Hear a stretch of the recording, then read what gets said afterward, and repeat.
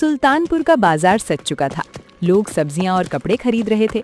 तभी फेंकूराम गधे की रस्सी हाथ में लेकर बाजार के बीचों बीच आया और जानबूझकर रस्सी छोड़ दी। अरे दौड़ो रे दौड़ो, अनर्थ हो गया, मेरा चमत्कारी गधा भाग गया, कोई पकड़ो उसे, मेरा सोना देने वाला गधा भाग गया। बाजार के लोग जमा हो जाते हैं और हंसने लगते हैं। तभी भीड़ को चीरते हुए बिरजू प्रवेश करता है। वो गधे को पकड़ लेता है। उसने रेशमी कपड़े पहने थे और अमीर व्यापारी का ढोंग कर रहा था। मूर्खों, हंस क्यों रहे हो? तुम सब अनपढ़ के अनपढ़ ही रहोगे। मैंने इस नायाब गधे के बारे में सुना है। ये ईरान के शाह के अस्तबल से चुराया गया चमत्कारी गधा है।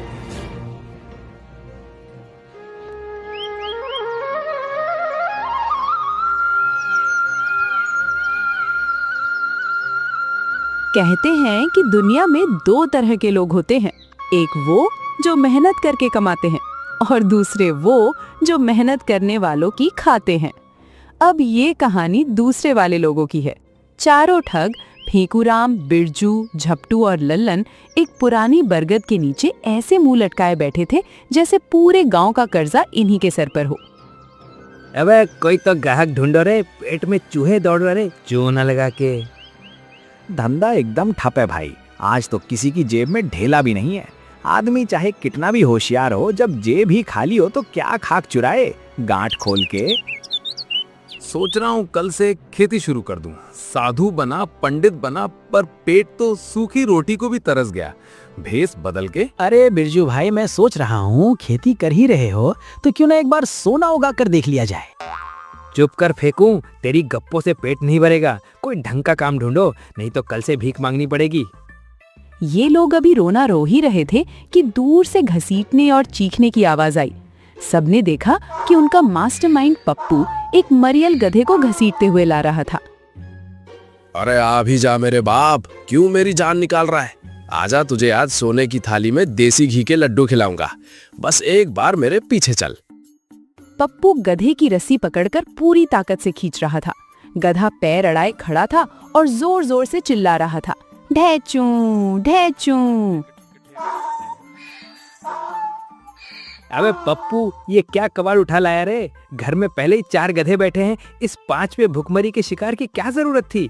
इसे देख के तो यमराज भी अपना रास्ता बदल ले, चूना लगा के। अरे लल्लन भाई, सही कह रहे हो। इसकी शक्ल तो मुझसे भी ज्यादा दुखी लग रही है। ऐसा लग रहा है जैसे इसकी बीवी मायके भाग गई हो और सारा दहेज भी साथ ले गई हो गांठ खोल के। पप्पू सच बता, किस जन्म का बदला ले रहा इस बेजुबान से? तुम सब के सब अकल के पैदल हो। ये गधा नहीं है, ये कुबेर का खजाना है। इसकी शक्ल देखो, ऐसा लग रहा है जैसे इसे अभी अभी जेल से रिहा किया गया हो गांठ खोल के। तुम सब अपनी खोपड़ी बंद रखो। ये मामूली गधा नहीं है, ये हमारी गरीबी मिटाएगा।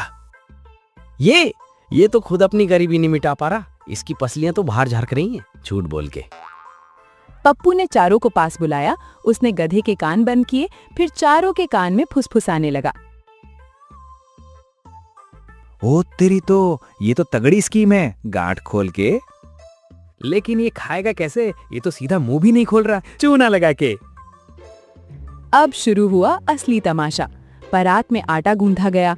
कहीं से सोने का इंतजाम करके पेड़ों में सोने के सिक्के डाले गए। बड़े बड़े पेड़े तैयार हो गए। अब बारी थी गधे के मुंह में डालने की, पर गधे ने भी कसम खा रखी थी कि जान दे दूंगा पर सिक्का नहीं निगलूंगा। पकड़ो रे पकड़ो, इसके दोनों कान पकड़ो। अबे मुंह खोल इसका। ये साला गधा या किसी ऊंट का जीजा मुंह ही नहीं खोल रहा है, चूना लगा के। मैं इसकी पूंछ मरोड़ता हूँ तो मुंह में पेड़ा ठूसो गांठ खोल के।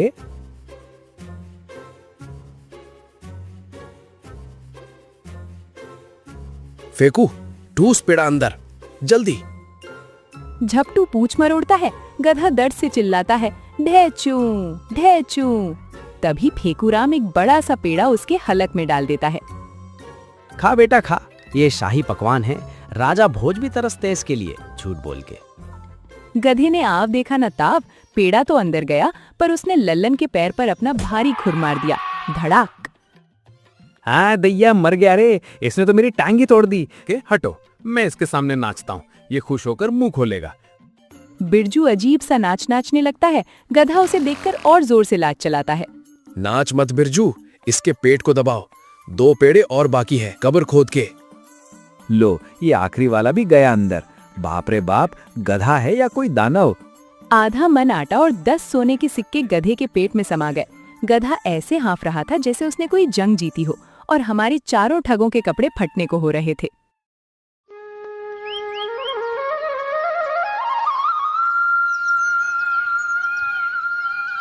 अगली सुबह सुल्तानपुर का बाजार सज चुका था।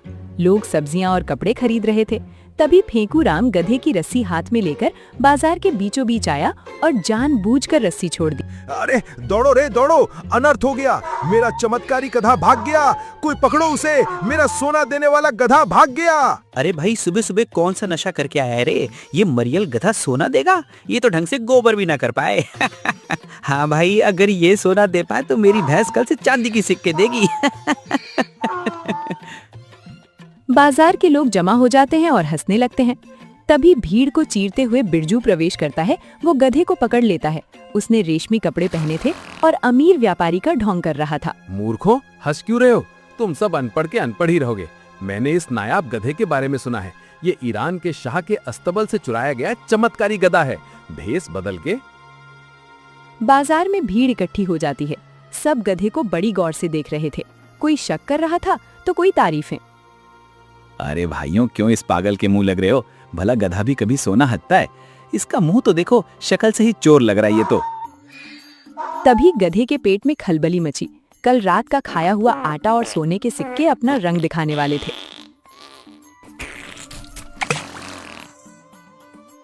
गधा गोबर करता है। फेंकू राम तुरंत एक लकड़ी निकालता है और नाटकीय अंदाज में गोबर को टटोलता है। लो भाई, देख लो अपनी आंखों से, ये निकला पहला सिक्का। ओ तेरी, सच में सोना निकला? रुको, अभी और है। ये निकला दूसरा सिक्का और ये देखो तीसरा। बाजार में हड़कंप मच जाता है। लोग एक दूसरे के ऊपर गिरने लगते हैं। अरे मेरी सुनो, मैं अपना चालू बैल और 2 बीघा खेत बेचने को तैयार हूँ। ये गधा मुझे दे दो। मैं अपनी बीवी के सारे गहने गिरवी रख दूंगा। ये गधा मेरा है। अरे ओ व्यापारी भाई, मैं अभी के अभी इसके लिए 40 सोने की मोहर देने को तैयार हूँ। बोलो, सौदा मंजूर है? चूना लगा के। 40 क्या बे, हट पीछे। मैं इस चमत्कारी गधे के लिए 80 सोने की मोहर दूंगा। इसकी आंखों का नूर बता रहा है कि ये मामूली गधा नहीं है। गांठ खोल के। इसी भीड़ में खड़ा था शहर का सबसे बड़ा, सबसे कंजूस और सबसे लालची साहूकार सेठ करोड़ीमल। उसकी तोंद इतनी बड़ी थी कि उस पर 3 लोग ताश खेल लें। सेठ के दिमाग की बत्ती जली। सेठ ने सोचा कि अगर इसे भरपेट खिलाऊं तो 2 दिन में 100-200 सिक्के आराम से निकल लूंगा। ये मरियल गधा घास खाकर 3 सिक्के दे रहा है, तो अगर मैं इसे हलवा पूरी भरपेट खिलाऊं तो साला 2 दिन में 100-200 सिक्के आराम निकाल लूंगा। राजा से बड़ा महल होगा मेरा। सेठ आगे आता है और चिल्लाता है, हटो सब कंगालों, इस गधे की असली कीमत मैं लगाऊंगा। व्यापारी भाई, बोल कितने पैसे चाहिए? ना सेठ जी ना, मैं नहीं बेचूंगा। ये मेरा वफादार है, मैं इसे नहीं बेचूंगा झूठ बोल के। मैं 120 मोहर देता हूँ, चूना लगा के। मैं 180 मोहर दूंगा अभी इसी वक्त, गांठ खोल के। नहीं नहीं, मैं इसके 200 सिक्के दूंगा। ये मेरा हुआ, कब्र खोद के। अरे ऐसे कैसे 200? मैं इसके 250 सिक्के दूंगा अभी के अभी, चूना लगा के। तुम सबकी ऐसी की तैसी, मैं पूरे 300 सोने की मोहर दूंगा। व्यापारी भाई, मना किया तो यहीं जमीन में गाड़ दूंगा। हाय रे मेरी फुटी किस्मत। सेठ जी के रसूख के आगे मेरी क्या बिसात। ले जाओ सेठ जी, मेरी आंखों का तारा ले जाओ, पर याद रखना इसे रोज सुबह देसी घी का पेड़ा खिलाना, तभी लक्ष्मी बरसेगी झूठ बोल के। सौदा पक्का हुआ। 300 सोने की मोहरों की भारी थैली लेकर चारों ठग 9-2-11 हो गए। उधर सेठ करोड़ीमल गधे को गाजे बाजे के साथ अपने घर ले गया।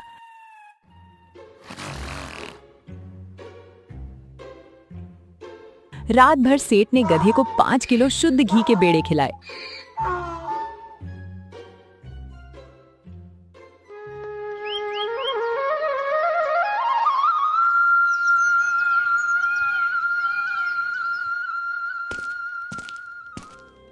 सुबह हुई। सेठ पूरी बही खाता डायरी लेकर गधे के पीछे बैठ गया। चल बेटा, निकाल लक्ष्मी, आज तो तिजोरी छोटी पड़ जाएगी।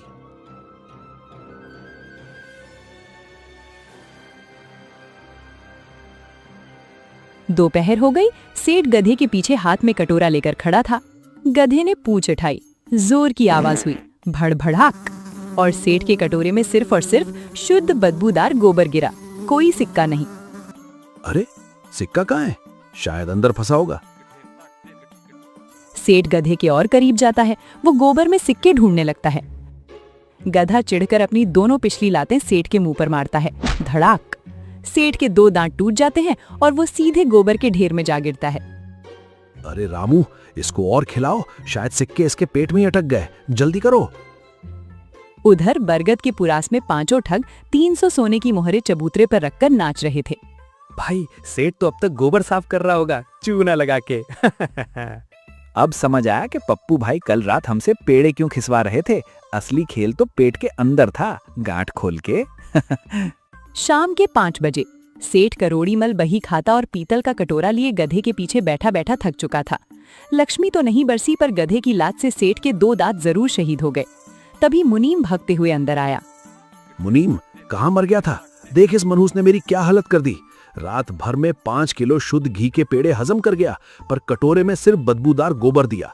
एक सिक्का नहीं निकला, उल्टा मेरी बत्ती सी ढीली कर दी। सेठ जी, कटोरे में सिक्का कहां से निकलेगा? मुझे तो लगता है उन व्यापारियों ने गधे पर कोई जादू टोना या तगड़ी स्कीम लगाई होगी, जो सिर्फ उन्हीं के सामने काम करती है। अबे चुप कर, काहे की स्कीम? मैंने अपनी इन सगी आंखों से देखा था। गधे ने पूंछ उठाई और 3 असली सोने के सिक्के टपके। वो मामूली गधा नहीं था। अरे सेठ जी, थोड़ा खोपड़ी का इस्तेमाल करो। गधा है, कोई बैंक का एटीएम नहीं जो सोना उगलेगा। थोड़ा समझने वाली बात है। क्या पता उन्होंने गधे के पेट में जबरदस्ती सिक्के ठूसे हों, गधा सिक्का पचा नहीं पाया और सुबह प्रेशर बनते ही गोबर के साथ सिक्के बाहर आ गए। मुझे तो लगता है वो व्यापारी नहीं, बहुत बड़े ठग थे। आपको चूना लगाकर 9-2-11 हो गए। ये सुनकर सेठ करोड़ीमल सन्न रह जाता है। उसे बात पूरी तरह समझ आ जाती है। कमरे में सन्नाटा छा जाता है। मुनीम को लगता है सेठ को दिल का दौरा पड़ेगा, पर अचानक सेठ के सूजे मुंह पर एक कुटिल मुस्कान आ जाती है। वाह भाई वाह, मान गए उस्तादों को। इस करोड़ीमल ने पूरी जिंदगी लोगों की खाल उतारी है। मैंने तो मरे हुए आदमी की जेब से भी ब्याज वसूल किया है, बड़े बड़े राजा महाराजाओं को चूना लगाया, पर आज पहली बार इस करोड़ीमल को टक्कर के ठग मिले हैं। क्या दिमाग लगाया सालों ने, गधी के पेट को ही तिजोरी बना दिया। सेठ जी, आपका दिमाग तो ठीक है। आपके 300 सोने के सिक्के डूब गए, दांत टूट गए और आप यहाँ उन ठगों की तारीफ में डूबे हैं। हुक्म दीजिए, हम अभी उन चालबाज ठगों की चमड़ी उधेड़वा दूंगे। वो जो भी हैं, ठग है, और ठगों की एक ही कमजोरी होती है, पैसा और नया शिकार। क्यों ना उनसे ठगी करने से पहले उनसे अपना काम निकलवाया जाए। मतलब? जा मुनीम, अपने गुप्तचरों को लगा। पूरे इलाके में उन्हें सजा का डर नहीं, बल्कि हाथ मिलाने और नए धंधे का लालच देकर मेरे पास ला। उनके दिमाग से मैं भोलाराम को लूटूंगा और अंत में भोलाराम का माल भी मेरा होगा, और इन ठगों को भी ऐसा तगड़ा चूना लगाऊंगा कि इनकी 7 पुश्तें ठगी भूल जाएंगी, सांप भी मर जाए और लाठी भी न टूटे। अरे वाह सेठ जी, क्या नहले पर दहला है। मैं अभी निकलता हूँ। सेठ ने अपने आदमियों को भेज दिया उन 5 ठगों का पता लगाने, लेकिन वो नहीं जानता था कि 5 ठग एक से बढ़कर एक महाठग निकलेंगे। उधर चारों ठग जंगल के पुराने खंडहर में बैठे अपनी कमाई उड़ा रहे थे। लड्डू, जलेबी, कचौड़ी सब चल रहा था। भाई अब अगली ठगी सोचो, ये पैसा ज्यादा दिन नहीं टिकेगा, चूना लगा के। सही कहा, पैसा वही अच्छा जो दूसरे की जेब में हो, गांठ खोल के। मेरे पास एक आइडिया है, झूठ बोल के। तेरी आइडिया सुनकर हमेशा किसी न किसी की शामत आती है। भेस बदल के। सुनो, अगले गांव में एक सेठ रहता है। उसके पास एक बूढ़ा घोड़ा है। घोड़ा इतना बूढ़ा है कि चलते समय खुद सोचता होगा कि चलूं या यहीं मर जाऊं। फिर हम उसे उड़ने वाला घोड़ा बेचेंगे। तीनों कुछ सेकंड तक उसे घूरते रहे। उड़ने वाला? हाँ। घोड़ा? हाँ। उड़ने वाला? हाँ। तू पागल हो गया है। पहले पूरी बात सुन, झूठ बोल के। तभी अचानक बाहर से घोड़े की टाप सुनाई दी। सब चुप हो गए। कोई खंडहर की तरफ आ रहा था। चारों ने झांक कर देखा। एक आदमी घोड़े से उतरा। अरे ये तो सेठ करोड़ीमल का मुनीम है। चारों के चेहरे से हंसी गायब हो गई। मुनीम ने इधर उधर देखा, फिर जोर से बोला, बाहर आ जाओ। अबे, हमें ढूंढ लिया। लगता है गधे ने सच उगल दिया, झूठ बोल के। मैंने पहले ही कहा था वो गधा भरोसे लायक नहीं था। गांठ खोल के। अरे देखते क्या हो, भागो। भागने की जरूरत नहीं है, घबराओ मत। सेठ करोड़ीमल ने तुम्हें बुलाया है। सेठ तुम्हें सजा देने नहीं बुला रहा, वो तुम्हारे हुनर से प्रसन्न हो गए हैं। वे तुमसे मिलकर एक बड़ी ठगी करना चाहते हैं। और अगर ना जाए तो भी बुलाया है।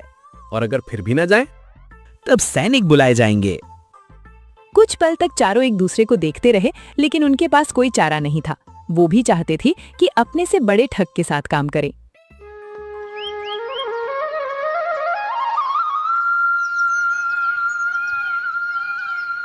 अगले दिन सुबह सुबह पांचों ठग सेठ करोड़ीमल की हवेली पहुंचे। रास्ते भर उन्हें यही लग रहा था कि कहीं ये कोई जाल तो नहीं। आखिर उन्होंने उसी आदमी को ठगा था जिसके बारे में कहा जाता था कि वो मरे हुए आदमी की जेब से भी उधार निकाल ले। हवेली के अंदर पहुंचते ही चारों की आंखें फैल गईं। लेकिन सबसे अजीब बात, सेठ करोड़ीमल के पीछे वही गधा खड़ा था। और गधा चारों को देखकर ऐसा घूर रहा था जैसे पुराना हिसाब बराबर करना चाहता हो। अरे वाह, लगता है इसने हमें पहचान लिया झूठ बोल के। पहचानता क्यों नहीं, हमने ही तो इसे जबरदस्ती सिक्के खिलाए थे गांठ खोल के। मुझे तो डर लग रहा है कहीं ये गवाही ना दे दे चूना लगा के। अगर गधे गवाही देने लग गए तो हमारा धंधा बंद हो जाएगा। भेस बदल के। सेठ करोड़ीमल मुस्कुराया, लेकिन वो मुस्कान दोस्ती वाली नहीं थी। वो वैसी मुस्कान थी जो बिल्ली चूहे को देखकर देती है। तो तुम लोग वही हो जिन्होंने मुझे सोना हगने वाला गधा बेचा था? कौन सा गधा? हम तो साधारण व्यापारी हैं, झूठ बोल के। अच्छा, और ये सिक्का क्या खुद चलकर उसके पेट में गया था? चारों एक दूसरे का मुंह देखने लगे। घबराओ मत, अगर मैं बदला लेना चाहता तो तुम लोग अभी तक जेल जैसी किसी जगह में होते। मैं तुम्हें इसलिए बुलाया हूं क्योंकि तुम में हुनर है। तो फिर काम क्या है चूना लगा के? काम बड़ा है, बहुत बड़ा। सेठ करोड़ीमल ने हाथ ताली की तरह बजाया। एक नौकर अंदर आया और एक बूढ़ा दुबला पतला बंदर लेकर खड़ा हो गया। बंदर इतना बूढ़ा था कि उसे देखकर लगता था कि वो खुद अपने अंतिम संस्कार की तैयारी कर चुका है। ये बंदर है या इतिहास? गांठ खोल के। इसकी तो आधी उम्र यादों में निकल रही होगी। भेस बदल के। यही हमारा अगला सोने का अंडा है। मतलब? इसे हमें खजाना खोजने वाला बंदर बनाना है। कुछ सेकंड तक पूरा शांत रहा। गधे वाला खेल समझ में आता था, लेकिन खजाना खोजने वाला बंदर चूना लगा के। ये तो कुछ ज्यादा नहीं हो गया गांठ खोल के? अकल के अंधो, स्कीम सुनो। हमारा शिकार है सुल्तानपुर का सबसे बड़ा और सबसे अंधविश्वासी जमींदार सेठ भोलाराम। भोलाराम को जमीन में दबे खजाने ढूंढने का पागलपन है। हम इस बंदर को चमत्कारी खजाना ढूंढने वाला बंदर बनाकर बेचेंगे। स्कीम तो तगड़ी है सेठ जी, पर यह बंदर खजाना ढूंढेगा कैसे? इसे क्या पता कि सोना कहां है?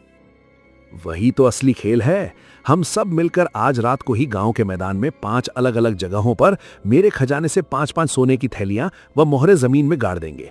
इस बंदर को पहले से पता होगा, जहां हम बताएंगे वहां खोदना है। सुबह जब भीड़ के सामने ये बंदर मिट्टी सूंघ कर सोना निकालेगा तो भोलाराम की आंखें फटी की फटी रह जाएंगी। वाह सेठ जी, क्या दिमाग पाया है। भोलाराम तो सोचेगा कि बंदर के पास दिव्य दृष्टि है चूना लगा के। यही नहीं, तुम पांचों को सुबह बाजार में नकली सेठ और अमीर व्यापारी बनना होगा। जैसे ही बंदर पहला सिक्का निकाले, तुम लोग बोली बढ़ाना शुरू कर देना। कोई 500 मोहर बोलेगा तो कोई 800, ताकि भोलाराम जोश में आकर अपनी पूरी जायदाद दांव पे लगा दे। समझ गए? बिल्कुल सेठ जी, नकली सेठ बनना तो हमारा खानदानी पेशा है गांठ खोल के। प्लान के मुताबिक आधी रात को सेठ करोड़ीमल और हमारे पांचों शूरवीर चुपचाप मैदान में पहुंचे। सेठ ने अपनी तिजोरी से भारी भरकम सोने की मोहरें निकाली और 5 अलग अलग गड्ढों में पबा दी, ताकि सुबह सबूत दिखाया जा सके। काम खत्म करके सेठ तो चैन की नींद सोने अपनी हवेली चला गया और ये पांचों अपने पुराने बरगद के नीचे आकर लेट गए। पर ठगों की खोपड़ी कभी सोती नहीं है। रात का समय था। बरगद के नीचे पांचों ठग सो रहे थे। अचानक पप्पू की आंख खुलती है। वो चारों को हिलाकर उठाता है। अबे उठो, ओए फेकू, झपटू, लल्लन, बिरजू, उठो सालो, किस्मत पुकार रही है। क्या है बे पप्पू, सुबह चूना लगाने जाना है, सोने दे चूना लगा के। अबे काहे का चूना और काहे का बंदर, तुम सब सच में अकल के पैदल हो। वो सेठ करोड़ीमल सुबह बंदर के चक्कर में हमें पुलिस के हवाले भी कर सकता है। क्यों ना हम नहले पर दहला मारे। कैसा नहले पर दहला भाई, साफ साफ बोल गांठ खोल के। अरे मूर्खों, सेठ ने अभी अभी हमारे सामने 5 जगहों पर असली सोने की मोहरें दबाई हैं। वो खजाना वहां सुबह तक सेठ का है। अगर हम अभी जाकर उसे निकाल लें तो वो हमारा है। बंदर वाला आइडिया काम करे ना करे, ये 5 सोने की थैलियों और मोहरें तो पक्की हैं। ओ तेरी की, पप्पू भाई मान गए तुम्हारी खोपड़ी को। सेठ सुबह बंदर लेकर ढूंढता रह जाएगा और वहां सिर्फ मिट्टी मिलेगी। तो फिर देर किस बात की? चलो अभी के अभी सारा माल साफ करते हैं और इस गांव से 9 2 11 होते हैं, झूठ बोल के। रात के ठीक 2 बजे थे, लेकिन यहाँ मैदान में हमारे 5 शूरवीर हाथों में कुदाल और फावड़ा लिए ऐसे घूम रहे थे। अबे पप्पू भाई, मुझे तो दूर झाड़ियों में कोई खड़ा दिख रहा है। कहीं सेठ के लट्ठे तो नहीं घूम रहे? अगर पकड़े गए ना तो सुबह का सूरज सिर्फ जेल की सलाखों से दिखेगा, चूना लगा के।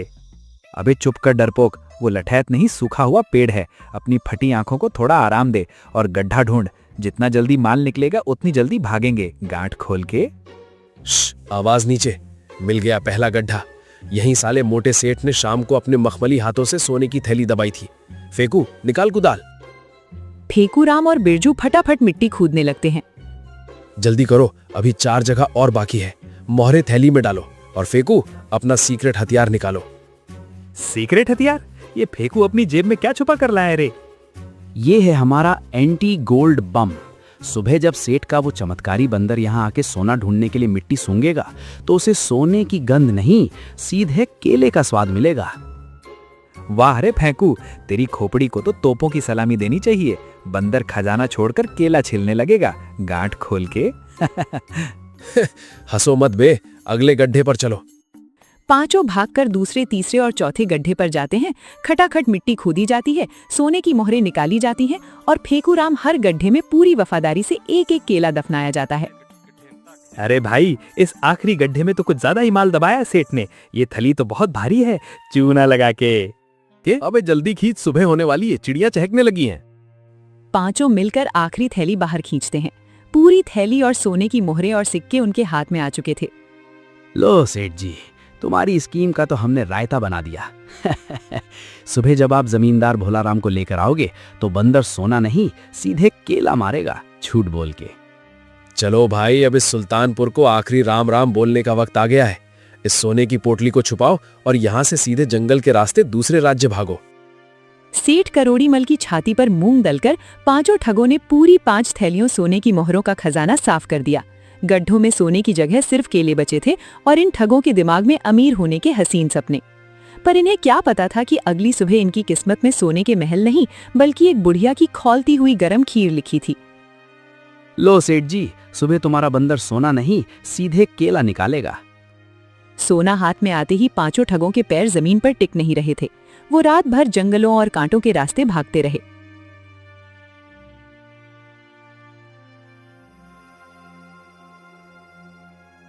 रात भर जंगलों और कांटों के रास्ते भागते भागते सुबह हो चुकी थी। 5 ठग 5 गांव पार कर चुके थे। हाथों में सेठ की सोने की भारी पोटली तो थी, पर पेट में भूख के मारे यमराज तांडव कर रहे थे। थकान ऐसी कि पैर आगे बढ़ने से साफ मना कर चुके थे। अबे पप्पू भाई, अब मुझसे एक कदम भी नहीं चला जाएगा। कहीं से खाना ढूंढो रे, चूना लगा के। सही कहा लल्लन, ये सोना बाद में खाएंगे, पहले सूखी रोटी तो मिले। ऐसा लग रहा है जैसे कलेजा मुंह को आ जाएगा। पास में कोई झोपड़ी ढूंढते हैं, गांठ खोल के। अरे सालो, होश में आओ। तुम लोग ठग हो या भूख के मारे पगलाए हुए भिखारी? पीछे मुड़कर देखो, सुल्तानपुर का वो दानव सेठ करोड़ीमल हमारे पीछे अपने लट्ठैत लेकर दौड़ रहा होगा। अगर यहाँ खाने के चक्कर में रुके तो वो सीधे हमारे मुंह का निवाला छीनेगा और हमारे दांत भी वैसे ही तोड़ेगा जैसे गधे ने उसके तोड़े थे। पप्पू भाई की बात में दम है, जान बची तो लाखों पाए। अरे बिरजू भाई, भागेंगे तो तब जब पैरों में जान होगी, झूठ बोल के। चुप कर फेकू। पप्पू भाई, थोड़ा रहम करो। सामने देखो, उस झाड़ी के पार एक झोपड़ी से धुआं निकल रहा है। पक्का वहां कुछ पकड़ा है। माल साफ करते हैं, पेट भरते हैं और फिर हवा हो जाते हैं। धिक्कार है तुम सबकी खोपड़ी पर साला भूख मुझे भी तगड़ी लगी है। ठीक है, चलो, लेकिन याद रहे, चुपचाप अंदर घुसना है, खाना चुराना है और तुरंत निकलना है। कोई होशियारी नहीं। सोने के लालच पर आखिर पेट की भूख भारी पड़ गई। 5 ठग दबे पांव उस अकेली झोपड़ी की तरफ बढ़ने लगे, जहां चूल्हे पर बुढ़िया की गरम गरम चावल की फीकी खीर उनका इंतजार कर रही थी। इन्हें नहीं पता था कि ये खीर उनका पेट नहीं भरेगी, बल्कि इनका काल बनेगी। कई दिनों तक भूखे रहने के बाद बुढ़िया को आज बड़ी मुश्किल से बाजार से थोड़े से चावल मिले थे, जिसकी वो चूल्हे पर खीर बना रही थी। हे ऊपर वाले, बस अब और इम्तिहान मत ले मेरा। क्या गरीबों की पुकार तेरे कानों तक नहीं पहुंचती? पूरी जिंदगी मांग मांग कर काट दी, पर इस बुढ़ापे में अब और लाठी नहीं उठती। पैर जवाब दे चुके हैं, तू मेरी सुनता क्यों नहीं? इससे अच्छा तो मुझे अपने पास बुला ले, इस नर्क की जिंदगी से तो मुक्ति मिले। धड़ाम! वो भूख की वजह से खीर बनाते बनाते चक्कर खाकर वहीं गिर गई। उसका एक हाथ खुला हुआ आसमान की तरफ फैला था। ओ भाई साहब, क्या खुशबू है, और ये बुढ़िया तो सोई हुई है चूना लगा के। पांचों मिलकर पतीले की गरम गरम खीर पर टूट पड़ते हैं और पल भर में साफ कर देते हैं। खाते खाते बिरजू की नजर कोने में रखी एक पुरानी लकड़ी की तिजोरी पर पड़ती है। के अरे देखो, बुढ़िया की तिजोरी खुली है। लगता है किस्मत आज पूरी मेहरबान है। छोड़ना मत भाई, जो सामने आए साफ कर लो गांठ खोल के। लेकिन तिजोरी एकदम खाली होती है। जब वो वापस मुड़ने लगते हैं तो फेंकू रुक जाता है और सोती हुई बुढ़िया को देखता है, जिसका हाथ खुला हुआ था। यार एक बात बताओ, हम ठग जरूर हैं पर बेईमान नहीं है। इस बेबे की वजह से हमारा पेट भरा है। अब बेबे बेचारी सोई पड़ी है और सोते में भी उसका हाथ ऐसे फैला है जैसे वो खीर मांग रही हो। अगर हमने इसे खीर नहीं खिलाई तो हमारा ईमान मर जाएगा। अबे ओ दानी राजा, वो खौलती हुई गरम खीर से कैसे खिलाएगा चूना लगा के? कोई चक्कर नहीं है, कड़छी भरो और बेबे की खुली हथेली पर रख दो, सोते सोते ही चाट लेगी बेचारी।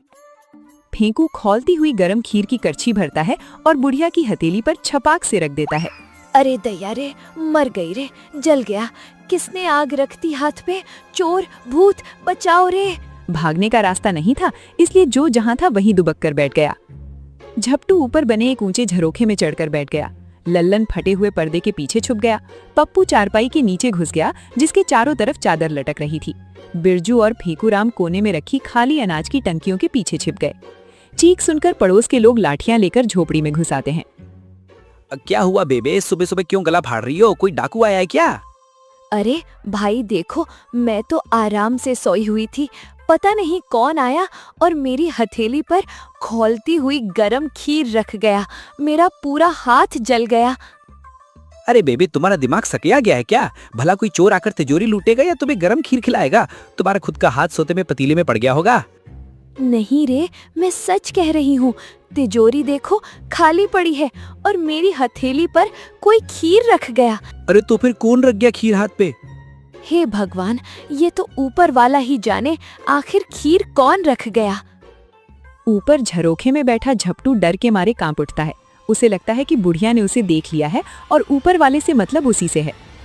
अरे बेबे, अकेले ऊपर वाला ही क्यों जाने, फिर नीचे वाला भी जाने गांठ खोल के। ये सुनते ही चारपाई के नीचे छुपा पप्पू घबरा जाता है कि पप्पू ने उसका नाम ले लिया है। अबे नीचे वाला क्यों जाने, जो पर्दे के पीछे छुपा है वो जाने, कब्र खोद के। लल्लन जो पर्दे के पीछे था, उसकी सिट्टी पिट्टी गुम हो जाती है। सालो, मेरा नाम क्यों ले रहे हो? पर्दे वाला क्यों जाने, जो उस पार कोठी के पीछे छुपे हैं वो जाने, चूना लगा के। अरे भाई, हम क्यों जाने? खीर तो फेंकू ने रखी थी। जब पांचों बोलते हुए बाहर आए, तभी उन्हें समझ आया कि ये उन्होंने क्या कर दिया। फिर क्या था, पड़ोसियों को समझते देर नहीं लगी। गांव वाले लाठियां और डंडे निकाल लेते हैं। पांचों ठगों की ऐसी मरम्मत होती है कि सुल्तानपुर के बाजार की याद ताजा हो जाती है। पांचों ठग अपनी जान बचाने के लिए हड़बड़ाहट में सोने की थैलियां, 300 सिक्के और मोहरे वहीं जमीन पर छोड़ते हैं और झोपड़ी का दरवाजा खोलकर सीधे जंगल की तरफ सिर पर पैर रखकर भागते हैं। अबे लल्लन, पोटली तो वहीं छूट गई गांठ खोल के। पोटली छोड़, पीछे लाठियां आ रही हैं, भाग। भागो रे भाई, सोना गया तेल लेने, पहले जान बचाओ चूना लगा के। गांव वाले उनके पीछे थोड़ी दूर दौड़ते हैं, पर ठग घने जंगल में गायब हो जाते हैं। झोपड़ी के अंदर बुढ़िया जमीन पर गिरी हुई भारी पोटली को उठाती है। जैसे ही वो इसकी गांठ खोलती है, अंदर से चमक चमाती हुई सोने की मोहरें, थैलियां, 300 सिक्के फर्श पर बिखर जाते हैं। ओह मेरे भगवान, ये क्या है? इतना सोना? मैंने तो जिंदगी में कभी चांदी का सिक्का नहीं देखा। हे ऊपर वाले, तू सच में सब देखता है। आज तक मैंने तुझसे सिर्फ बासी सूखी रोटी मांगी थी, पर तूने तो मुझे राजा बना दिया। तेरा लाख लाख शुक्रिया। उधर जंगल के बीचों बीच पांचों ठग एक पेड़ के नीचे फटे कपड़ों और सूजी हुई टांगों के साथ ढह गए। न पेट में खीर गई, न हाथ में सोना बचा, सिर्फ पछतावा और दर्द बाकी था। पांचों ठग हाँफ रहे थे। लल्लन गुस्से में फेंकू राम को घूरता है। सब इस फेंकू की वजह से हुआ है। साले ने कहा था शाही पकवान है, खुद तो फंसा ही, हमें भी सड़क पर ले आया चूना लगा के। अबे मैं अकेला क्यों फंसता? खीर तो तुम सबने भी दबाकर खाई थी ना। और वो ऊपर वाले की बात सुनकर खुद खिड़की से बाहर कौन कूदा था झूठ बोल के? अरे लड़ना बंद करो, हमें उस बुढ़िया के घर जाना ही नहीं चाहिए था। चुपचाप सीधे निकल जाते तो आज सोने के बिस्तर पर सो रहे होते। गांठ खोल के सब मिट्टी में मिल गया। सही कहा भाई, किस्मती खराब है। भेस बदलने का मौका भी नहीं मिला, भेस बदल के सिर्फ लाठियां मिली हैं। सेठ जी, अनर्थ हो गया। वो पांचों ठग गायब हैं। मुझे लगता है वो हमें धोखा देकर भाग गए। क्या भाग गए? मुनीम जल्दी चल मैदान की तरफ। मेरा वो खजाना जो हमने रात को गाड़ा था उसे देख।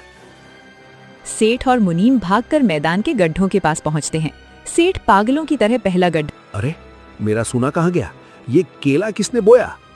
सेठ जी, यहाँ भी केला है और यहाँ भी केला है। वो साले रात को ही हमारा असली सोना निकाल ले गए और उसकी जगह यहाँ केले दफना गए। हाय रे, लुट गया, बर्बाद हो गया। मैंने पूरी जिंदगी लोगों को ठगा, पर आज मुझे समझ आया वो मेरे बराबर के ठग नहीं थे, वो तो मेरे भी बाप थे, महा ठग थे। अरे भाइयों, अब क्या होगा? कहाँ जाएंगे हम झूठ बोल के? चुप करो सालो, हम दूसरों को चूना लगाते थे, आज किस्मत ने हमें ऐसा चूना लगाया है कि स्वाद जिंदगी भर याद रहेगा।